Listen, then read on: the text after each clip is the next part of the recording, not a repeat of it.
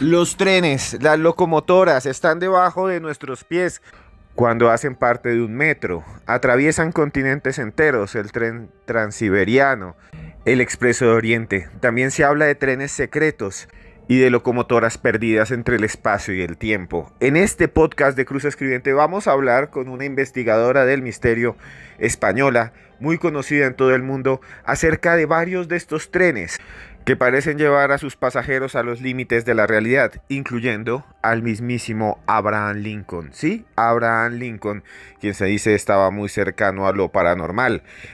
Trenes fantasma, trenes que viajaron en el tiempo, trenes que se perdieron para siempre y que llevaban el oro de la Alemania de la Segunda Guerra Mundial. Este podcast va a estar increíble. Y asimismo les digo que vamos a tener pronto un video podcast donde van a poderme ver a mí. Un video podcast que va a estar en otro canal que se llamará Historias Paranormales. Historias Paranormales de Esteban Cruz. Historias Paranormales de Esteban Cruz. Van a haber casos increíbles.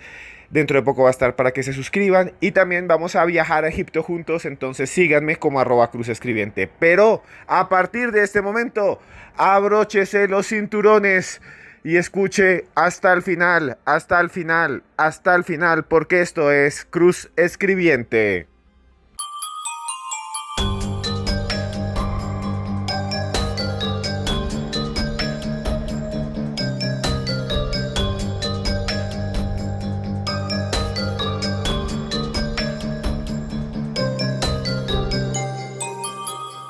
Trenes fantasma que se deslizan por los rieles del espacio y el tiempo. Trenes fantasma que nos abren los ojos hacia un mundo imposible, lleno de apariciones, de manifestaciones sobrenaturales e insólitas. Trenes fantasma que vieron pasar nuestros abuelos, que vieron pasar nuestros antepasados. Trenes fantasma que tal vez son un espejo de nuestra propia existencia. Y para hablar de estos trenes fantasma estamos nada más y nada menos que con una investigadora española que ustedes conocen hace muchos años. Ella ha escrito un libro sobre esto y hace poco publicó un dossier, un reportaje muy bueno en una revista que se llama Año Cero. Nada más y nada menos que Mado Martínez. Mado, muchas gracias por estar aquí en los audios de Cruz Escribiente. Gracias a ti, Esteban, por invitarme a tu programa, a tu podcast. Me encanta y estoy encantada de estar aquí contigo y con toda tu audiencia.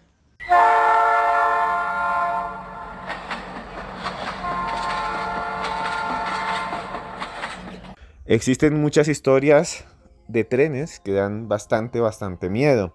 Otras que nos hablan de la posibilidad de que algo quede atrapado allí, entre el espacio y el tiempo, el eco del pasado.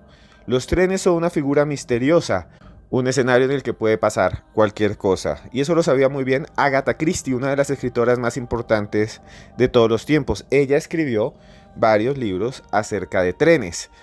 ¿Sabían ustedes, por ejemplo, que hace miles de años en la ciudad de Ur, una de las primeras ciudades de la historia, en donde tenían extrañas religiones, ellos se dieron cuenta que cuando pasaban las carretas, las ruedas dejaban marcado el suelo y por allí seguían llevando carretas enlazadas? Muchos dicen que son las primeras formas de trenes.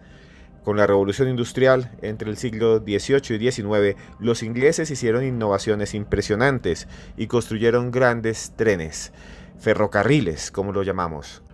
Aunque en el Imperio Romano, según varios arqueólogos, había también una especie de líneas que conectaban diferentes puntos de las ciudades, incluso diferentes ciudades con villas. Y por allá, por esas líneas, pasaban carretas bien pavimentadas. Incluso se perdió, eso es para otro podcast, se perdió el conocimiento del cemento romano, con el que construyeron las grandes calzadas. Por eso se dice que todos los caminos conducen a Roma. Pero bueno, se habla muchísimo de estos trenes fantasma, estos trenes aterradores. ¿Por qué crees, Mado, que nos llama tanto la atención la idea de que existen trenes fantasma? Locomotoras que mucha gente ve por la noche y que después desaparecen. Trenes misteriosos que muchos aseguran hacen parte de grandes conspiraciones mundiales. ¿Qué piensas, Mado Martínez? Pues yo creo que el motivo por el que los trenes fantasma son tan misteriosos y a la vez tan poco conocidos, porque siempre hemos escuchado hablar de barcos fantasma, ¿verdad? Pero no tanto de trenes fantasma. Es porque no en todos los lugares, por ejemplo en Colombia no hay actualmente una red, una infraestructura ferroviaria que ampare, ¿no? Este tipo de leyendas y de cuestiones, ¿no? Pero en los lugares donde sí ha habido gran tradición ferroviaria y todavía existe y todavía podemos rastrear las huellas de esos raíles, el tren es uno de los medios de transporte más románticos y misteriosos, porque si te das cuenta, dentro de esa máquina que llega a coger en algunas ocasiones hasta 300 kilómetros por hora, ¿no? Pero gran parte del trayecto se realiza debajo de la tierra, ¿no? En túneles en los que de repente todo es oscuridad, entras en un túnel, no ves nada, todo es oscuridad en los flancos y imagínate, ¿no? Quedarse atrapado ahí o lo que sea, ¿no?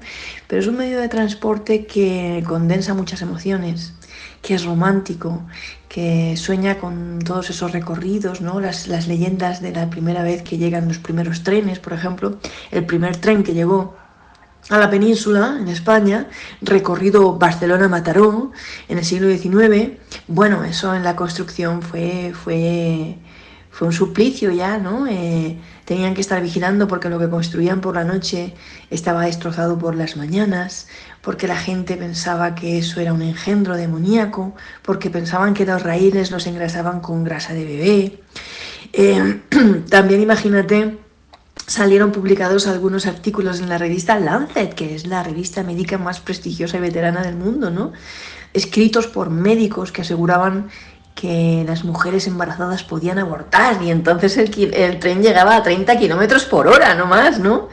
Que se te podía mover el cerebro, que las chispas del tren podían quemar los campos, ¿no? Bueno, toda una historia, ¿no? Que nos habla también de, igual nosotros en la época actual, cuando llegan cambios, que si la inteligencia artificial, que si no sé qué, ¿no? O Frankenstein de Mary Shelley, ¿no? Las primeras, cuando uno se atrevía a especular con revivir a los muertos, cuando ni siquiera existía el trasplante de corazón, pues todo eso era un desafío a Dios, ¿no? Y los males que podía traer, ¿no? Como Frankenstein. Pues conecta mucho con las emociones humanas, ¿no? De lo que es. A mí me encanta el tren, es mi medio de transporte favorito y el que más me da para soñar.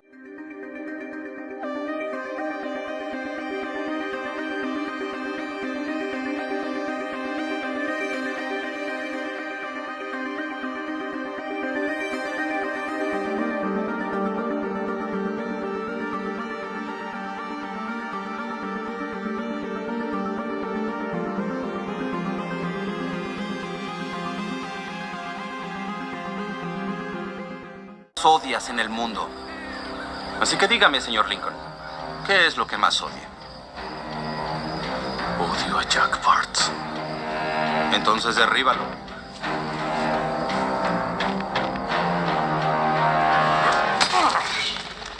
Es claro que no lo odias mucho. Dime lo que odias. Odio que mi madre haya sido asesinada. Es inadecuado. Odio que hayamos temido. Una escena de una película bastante extraña que se llama Abraham Lincoln, Cazador de Vampiros.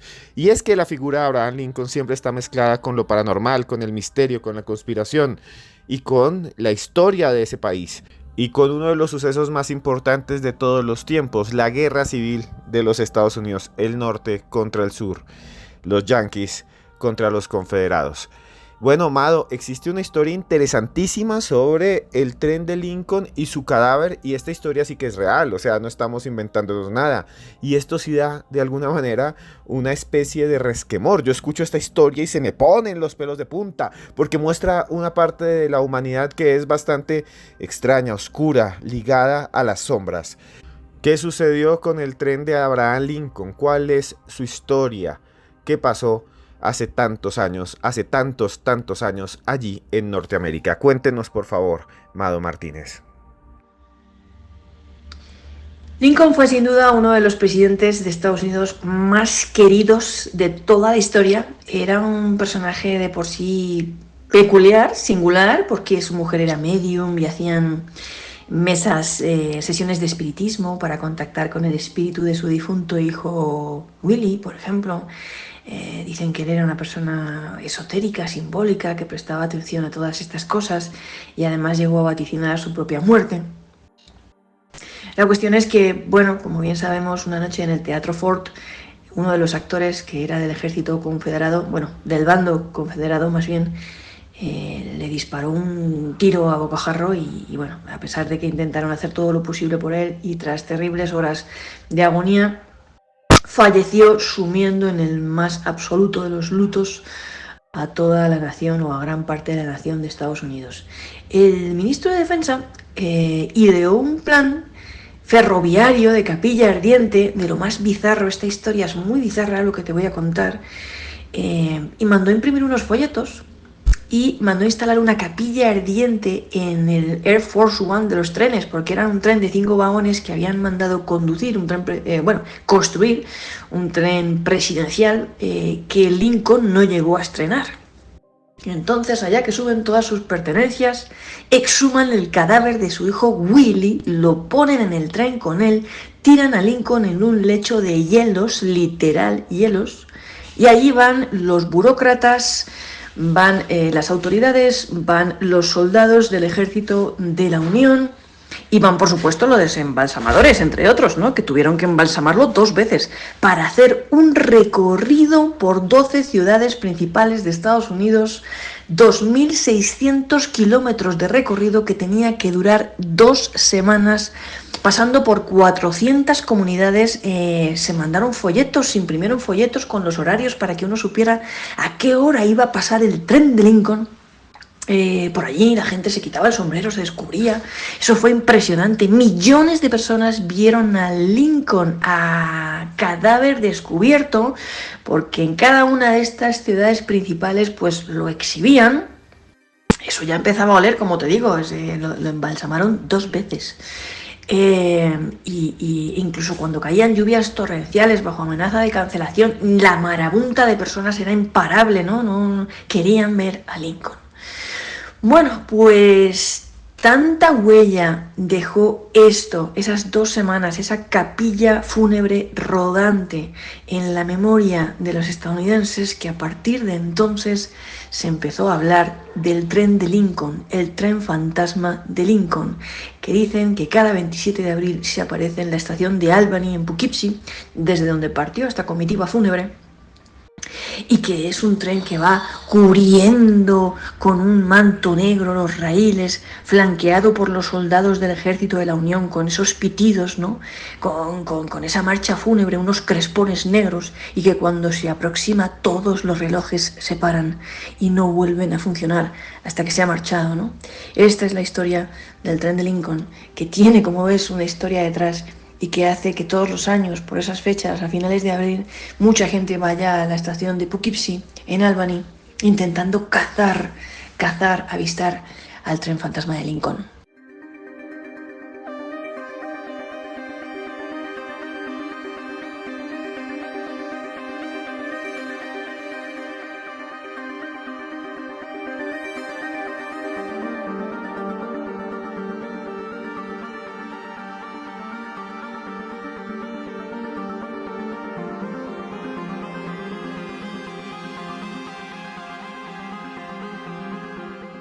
Uno de los casos más extraños de trenes de todos los tiempos es el caso del Boston Bridge. Es un caso que para muchos es el Titanic de los trenes. Me gustaría, Mado, que nos cuente qué sucedió, qué tiene que ver, por qué se le llama así, por qué le llaman el Titanic de los trenes. Y estoy seguro que a muchos de ustedes les va a parecer interesante esta historia. Si les está gustando este podcast que hemos hecho diferente, por favor denos like ya mismo. Aquí hacemos de todo.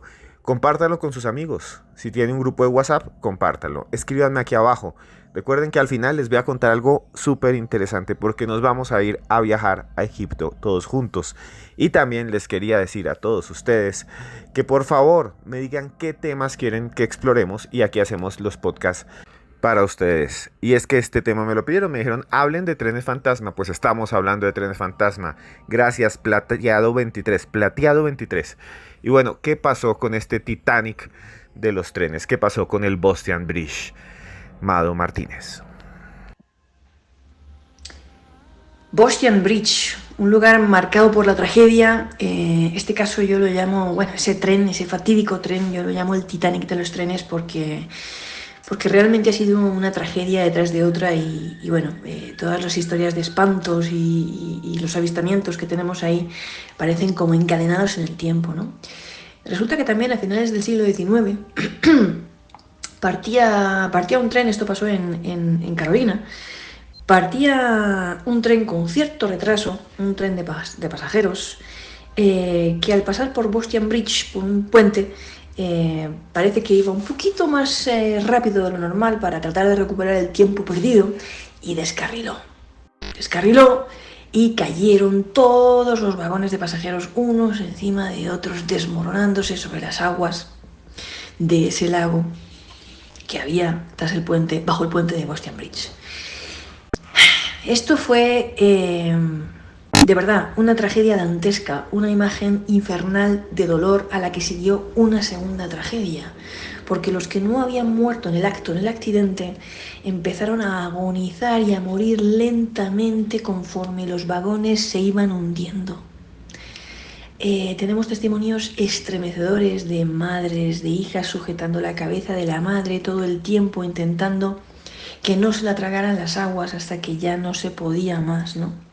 Incluso tuvieron que liberar a los presos de la penitenciaría para que ayudaran las labores de rescate, ¿no? Para recuperar a las escasas víctimas que pudieron rescatar. La cuestión es que un año después, en agosto, el mismo día, la misma fecha, pasan unas personas por ahí, de repente ven a un hombre que está mirando la hora en un reloj de bolsillo. Y justo en ese instante oyen un estruendo en el puente y se asoman a ver. Un estruendo como de accidente. Cuando llegan no hay nada y cuando se giran a mirar el hombre ya no está. Se ha especulado con la idea de que este hombre era un guardaequipajes al que le habían regalado un reloj por sus 30 años de servicio, que había preguntado la hora con un gesto de sorpresa poco antes del accidente, ¿no? Según los supervivientes. Bueno, 50 años después, la misma fecha, el mismo día, en un mes de agosto nuevamente, una mujer que se encuentra allí varada porque está esperando que su marido regrese con un mecánico a cambiar la rueda de su coche, oye un estruendo terrible y ve un tren descarrilándose, oye los gritos, ve a las personas pidiendo auxilio o ayuda, es decir, revive, como si hubiera tenido un episodio de mediunidad espontánea, revive toda la tragedia. Cuando llega su marido con ayuda, se sitúa junto a ella y le dice, tenéis que ver eso. Ya no hay nada, ¿ok? Y vamos al año 2010, agosto, el mismo día. Vamos a un chico, Christopher, con sus amigos, un chico que podría ser tú, que podría ser yo, que podría ser cualquiera de las personas que nos estén escuchando ahora mismo, amantes del misterio, de las excursiones paranormales, en busca de emociones fuertes, que acude allí con un grupo de amigos una noche para ver si es verdad que se aparece en el aniversario de esa fecha, de ese accidente, de esa tragedia, ese tren fantasma. Y van por allí, van caminando, van cruzando el puente, cuando de repente ven aparecer un tren. Pero no es un tren fantasma, es un tren de verdad. Imagínate, están en medio del puente, les toca correr en sentido contrario porque a los flancos no hay nada, solo abismo, precipicio. Corren, corren y corren y van siendo arrollados uno detrás de otro por el tren. Solo se salvó una chica a la que Christopher empujó delante de él, haciéndole a caer por un precipicio, que sí que es verdad que quedó con algunas heridas, pero los demás fallecieron. Ese lugar, invocando la tragedia, o tal vez somos nosotros los que la invocamos, volvió a vestirse de tragedia, de sangre, de dolor, ¿no? Y creo que también es un recordatorio grande para todos los que nos gustan todos estos temas de misterio, ¿no? Para ir siempre con cabeza, con cuidado, porque no es la primera vez que uno va a una casa encantada, que pisa un hueco, que pisa tal, lugares en ruina, y ocurren catástrofes. Yo las conozco y creo que siempre hay que ir por eso con permisos, ¿no? Con mucho cuidado, ¿no? Esta es la historia del Boston Bridge.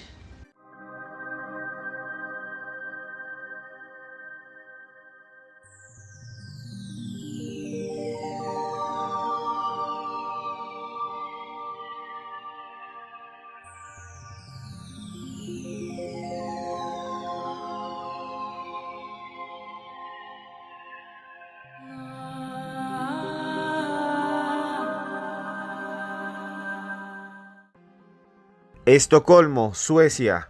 Allá en la península escandinava, en el norte, también los trenes se utilizan muchísimo. Si usted está allá en Suecia, un saludo grande, o en Noruega o en Finlandia. Y hay una historia bastante extraña, bastante paranormal, que está a los límites del misterio, digámoslo así, que es la famosa historia de Flecha Plateada, el tren secreto de Estocolmo, o el tren fantasma de Estocolmo, o el tren misterioso de Estocolmo. ¿De qué se trata? ¿Por qué es tan famosa esta historia, Amado? ¿Por qué nos lleva a los límites de la realidad? Cuéntanos un poco qué sucedió con Flecha Plateada. El Silverpilen, que significa la flecha plateada, yo creo que figura en las historias de trenes fantasmas como un antiguo modelo único de la serie C5. Es decir, este tren está inspirado, esta historia, en un tren que existió de verdad. Era un tren de la serie C5 con vagones de color plata, de ahí su nombre, plateado, súper chulo, estilo vintage, brillante, que entró en funcionamiento a mediados de los años 60 y estuvo en circulación hasta el año 1996. Las leyendas relativas al avistamiento del tren fantasma lo describen como una maquinaria blanca y resplandeciente que va surcando las vías como un rayo de luz, sembrando el terror en el metro de Estocolmo y alimentando toda suerte de historias. Algunas versiones dicen que solo lo han visto operarios de la red del metro, otras dicen que se deja ver de pasada la medianoche, ¿no? En la medianoche, a toda velocidad, ¿no? Por algunas estaciones, pero sobre todo en la estación fantasma de Kimlinge, que en realidad se trata de una estación que nunca terminó de construirse en la línea 11. Otras versiones de la historia dicen que el Silverpilen lo que hace es que recoge pasajeros que únicamente pueden bajarse en esa estación abandonada porque ya están muertos. Si en algo coinciden estas leyendas, yo creo que es un tren raro porque no es fácil de avistar, rara vez se detiene y cuando lo haces para que embarque el pasaje, los que deciden subirse, eso sí, pueden desaparecer durante meses antes de volver a aparecer o perderse para siempre. Las explicaciones, yo creo que pudieron dar origen a la leyenda, pueden radicar en el hecho de que este auténtico tren, el Silverpilen, es decir, el que existió de verdad, era un modelo tan único y tan exclusivo que pocos lo conocían, ¿no? Es decir, que alguno llegara a verlo alguna vez y dijera, pues esto es un tren fantasma porque, ¿sabes? Porque los trenes no son de este color, ¿no? Esto es una flecha y brillaba tanto. Pero bueno, de hecho en los últimos años apenas hacía trayectos este tren, ¿no? Era más bien una maquinaria de sustitución cuando otros trenes se averiaban. Yo creo que fue eso, ¿no? Que el hecho de que tuviera ese color plateado tan llamativo en lugar de ser como el resto de trenes pudo hacer que algunas personas al verlo pensaran que se trataba de una flecha plateada fantasmagórica, ¿no? Pero bueno, quién sabe.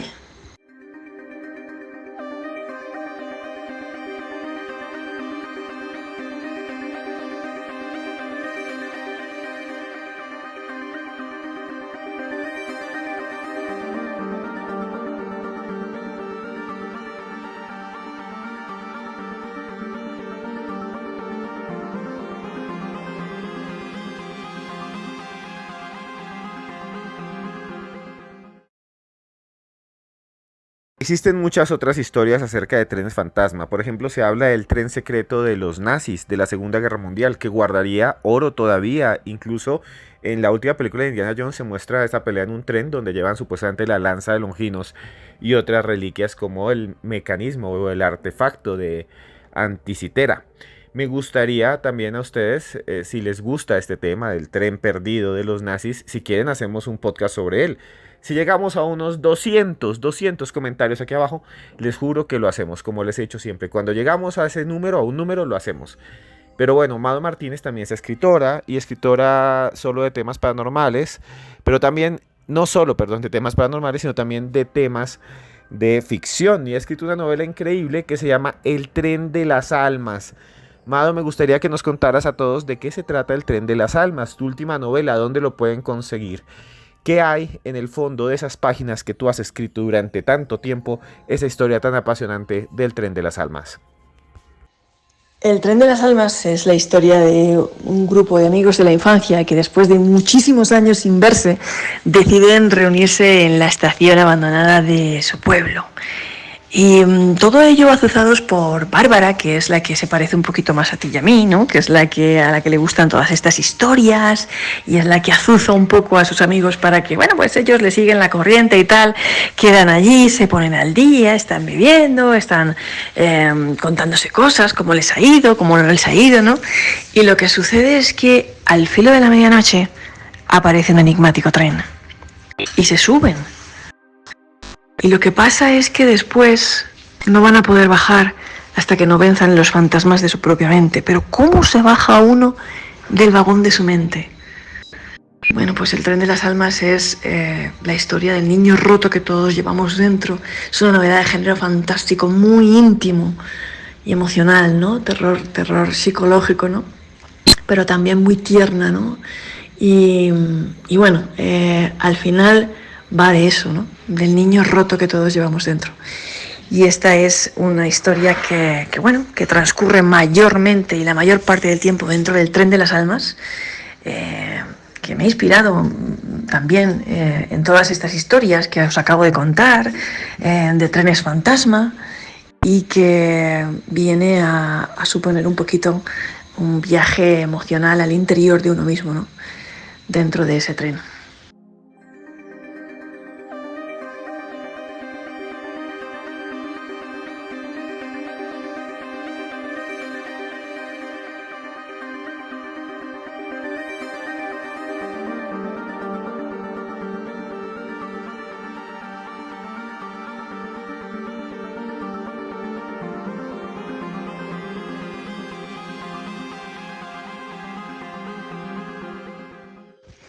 Gracias infinitas a ti y a toda tu audiencia por este ratito, por invitarme a tu programa, por este espacio para hablar de trenes fantasma y de mi novela El tren de las almas. Está en Panamericana e invito a todo el mundo a eso, a leerla.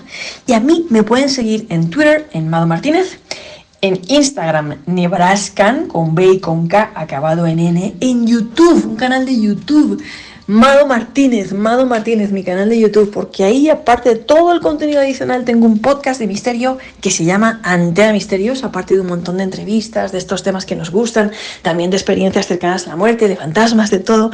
Antena Misterios en mi canal de YouTube, Mado Martínez. Todo el contenido es gratis, que es lo mejor de todo. Y a todos los que me siguen, a todos los que comentan, hablan, exponen sus pareceres, a todos os contesto, siempre, de verdad, siempre. En TikTok, Mado Martínez, y en Facebook, Mado Martínez, escritora. Mil gracias a todos.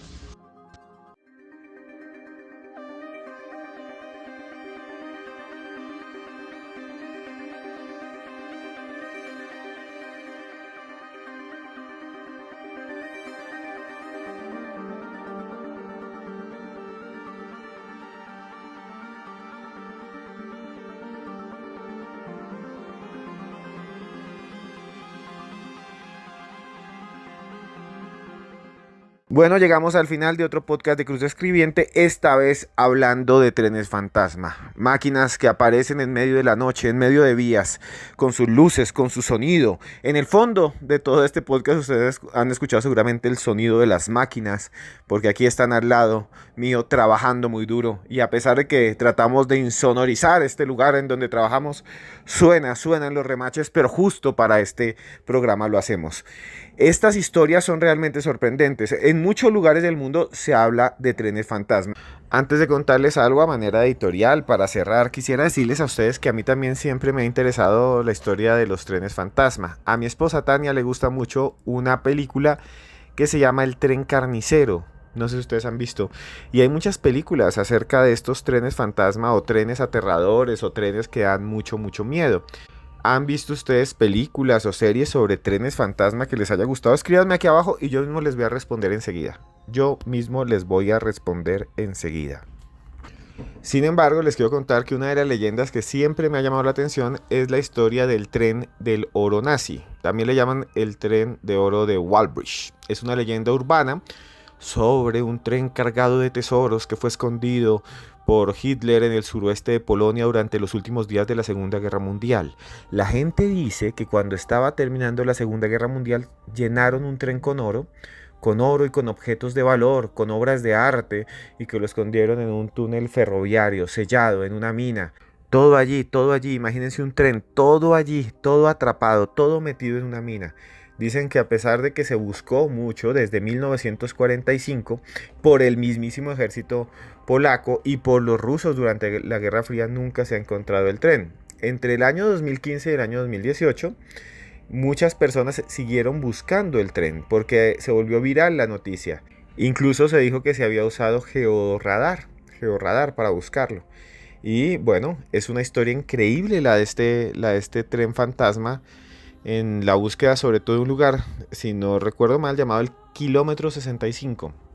Se dice que ahí hay un terraplén en un lugar de Polonia, una montañita, y dicen que allí abajo está enterrado el tren. Incluso después sale un video. Bueno, no les voy a narrar más sobre esto porque quiero hacer un podcast sobre el tren fantasma o los trenes fantasma de la Segunda Guerra Mundial, y quiero invitar a alguien para eso. No sé si a ustedes les interesa el tema. Si les gusta, vuelvo a decir, aquí coloquen todos sus comentarios.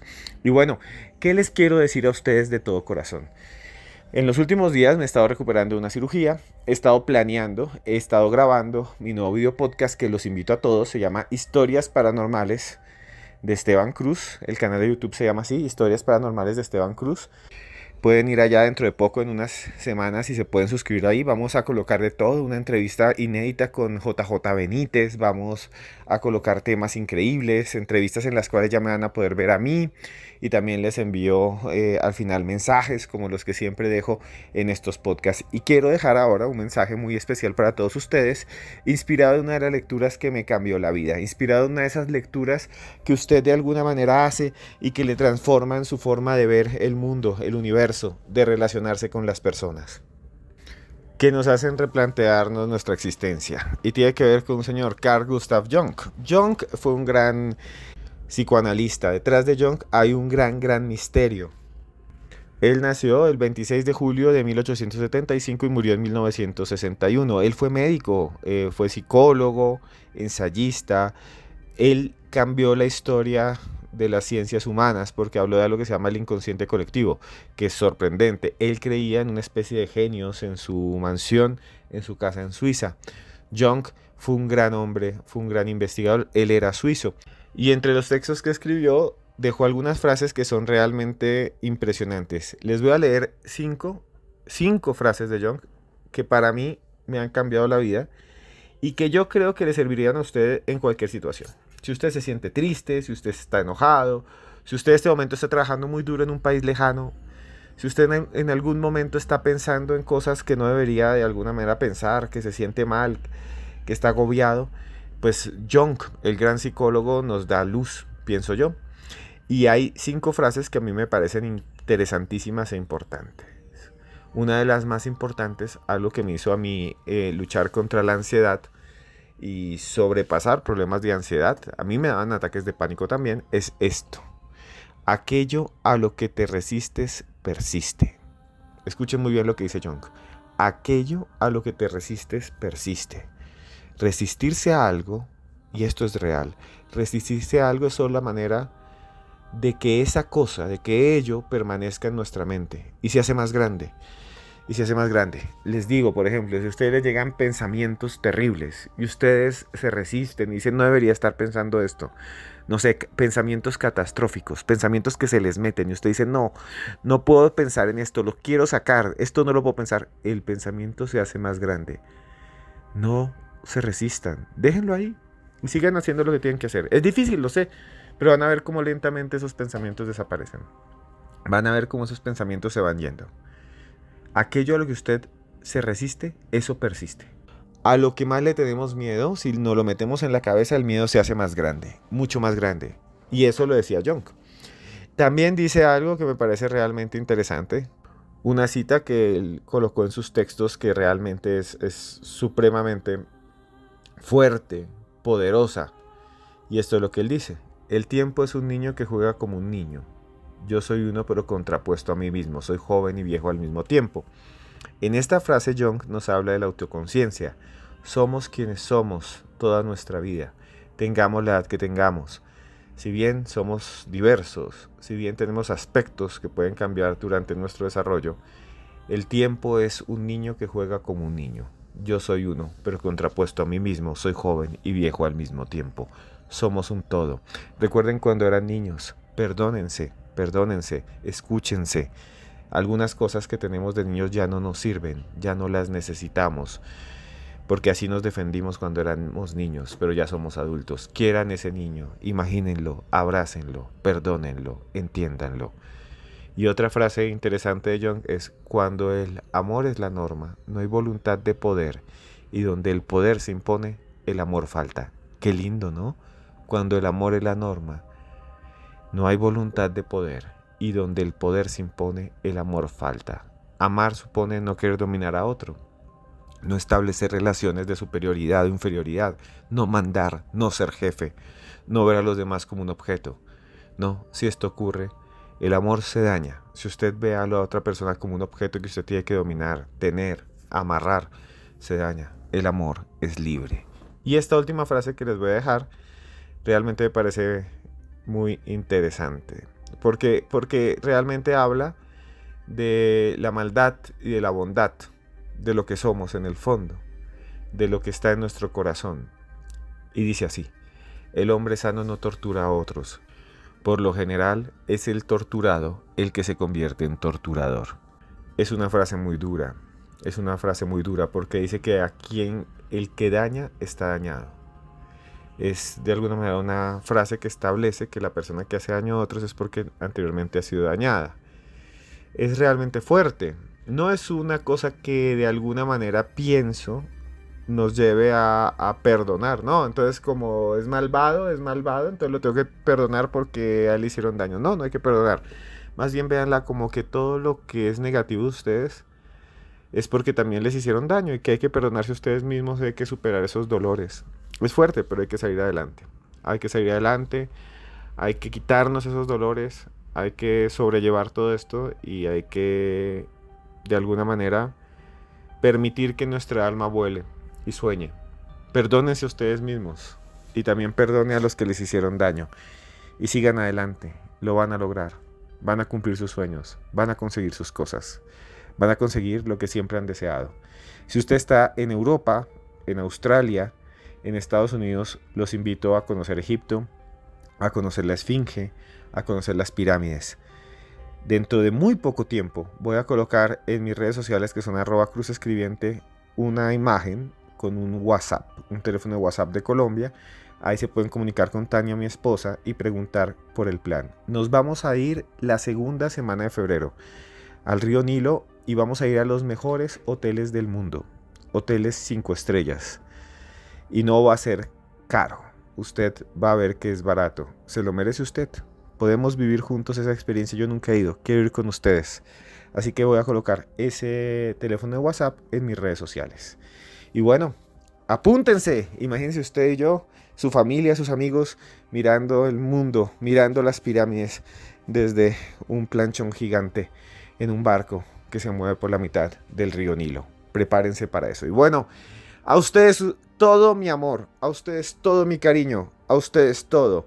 Porque yo, a usted, esté donde esté, yo, Esteban Cruz Niño, yo aquí hablando en medio de la mañana, esta vez grabando por la mañana este podcast con Mado Martínez sobre trenes fantasma, yo a usted lo quiero mucho.